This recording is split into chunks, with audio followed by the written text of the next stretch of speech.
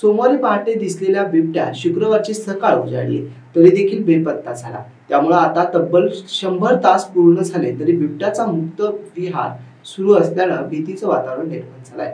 मात्र वन विभागाच्या सूत्राने आता बिबट्या चिकलठाणा मार्गे शहराबाहेर गेला असल्याची शक्यता वर्तवली। गुरुवारी दिवसभर व काल रात्रभर एसटी वर्कशॉप येथे बिबट्याचा थर्मल ड्रोनच्या माध्यमातून शोध घेण्यात आला।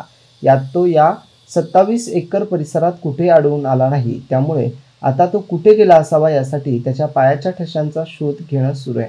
तसेच नागरिकांनी कुठेही बिबट्या दिसल्या 1926 या टोल फ्री क्रमांकावर संपर्क साधण्याचं आवाहन वन अधिकारी दादासाहेब तौर यांनी केलं। तसेच 3 बिबट्या असलेले किंवा इतर प्राण्यांना मारतानाचे अनेक जुने व्हिडिओ व्हायरल होत आहे। ते आपल्या छत्रपती संभाजीनगर शहरातील नसल्याचं स्पष्ट झालं आहे। त्यामुळे नागरिकांनी कोणताही व्हिडिओ व्हायरल करण्याआधी शहानिशा करण्याचं आवाहन यावेळी वन विभागाकडून करण्यात आलं आहे।